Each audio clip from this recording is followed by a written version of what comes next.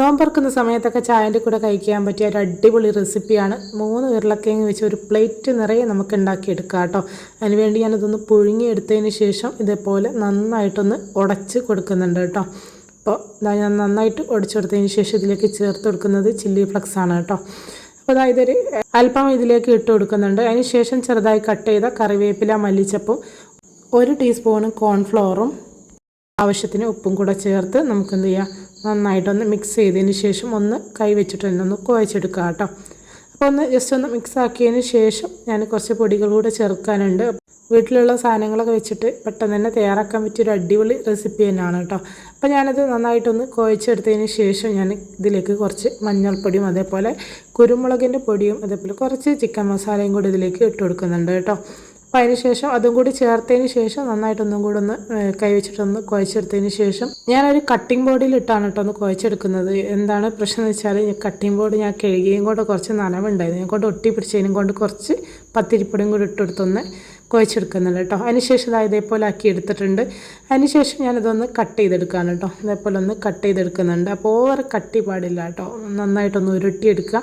അതിനുശേഷം ഞാനൊരു ഫോർക്ക് വെച്ചിട്ട് ഇതൊന്ന് ഡിസൈൻ ചെയ്ത് കൊടുക്കുകയാണ് കേട്ടോ. നിങ്ങൾക്ക് ഇഷ്ടമുള്ള രീതിയിൽ വേണമെങ്കിൽ ആക്കാൻ എടുക്കുക. ഇതേപോലെ ഒന്ന് പ്രസ് ചെയ്ത് കൊടുക്കുന്ന 2 ഭാഗവും.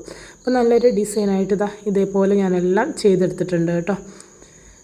അപ്പോൾ ഇനി നമുക്ക് വേണ്ടത് ഒരു 3 മുട്ട ഞാനൊന്ന് പൊട്ടിച്ച് വെച്ച് അതിലേക്ക് കുറച്ച് അതേപോലെ കറിവേപ്പിലയും മല്ലിച്ചപ്പും ചില്ലി ഫ്ലക്സും ഉപ്പും ഒക്കെ എല്ലാം ചേർത്തൊന്ന് നന്നായിട്ടൊന്ന് ബീറ്റ് ചെയ്തെടുത്തിട്ടുണ്ട് കേട്ടോ.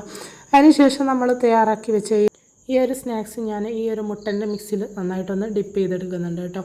അതിനുശേഷം ഞാനിവിടെ കുറച്ച് ബ്രെഡിൻ്റെ പൊടി എടുത്തിട്ടുണ്ട്, അതിലൊന്ന് ഡിപ്പ് ചെയ്തതിന് ശേഷം എല്ലാം ഇതേപോലെ ചെയ്ത് എടുക്കുകയാണ് കേട്ടോ. നല്ലൊരു ക്രിസ്പി ആയിട്ടുള്ളൊരു അടിപൊളി സ്നാക്സ് തന്നെയാണ് കേട്ടോ. അപ്പോൾ ഞാൻ ഫുള്ളും ഇതേപോലെ ചെയ്തെടുക്കുന്നുണ്ട്. എല്ലാം ഈ ഒരു പ്ലേറ്റിലാക്കി ഇതേപോലെ വെച്ചിട്ടുണ്ട്. ഇനി ഞാനിതാ കുറച്ച് ഓയിൽ ചൂടാൻ വേണ്ടി വെച്ചിട്ടുണ്ട്. നന്നായി ചൂടായതിന് ശേഷം നമുക്ക് എന്ത് ചെയ്യാം, ഇതിലിട്ട് ഓരോന്ന് പൊരിച്ചെടുക്കാം കേട്ടോ. അപ്പോൾ മീഡിയം ടു ലോ ഫ്ലെയിമിൽ വെച്ചിട്ട് നമുക്ക് എന്ത് ചെയ്യാം, പൊരിച്ചെടുക്കാം. കാരണം പെട്ടെന്ന് തന്നെ ബ്രെഡ് ഈ പൊടിയൊക്കെ ഉള്ളതിനെ കൊണ്ട് പെട്ടെന്ന് കരിഞ്ഞു പോകാനൊക്കെ ചാൻസ് ഉണ്ട്, അതൊക്കെ ഒന്ന് ശ്രദ്ധിക്കുക. അപ്പോൾ നല്ല ക്രിസ്പി ആയിട്ടുള്ള ഒരു അടിപൊളി സ്നാക്സ് തന്നെയാണ് കേട്ടോ. അപ്പോൾ എല്ലാവരും ട്രൈ ചെയ്ത് നോക്കണേ.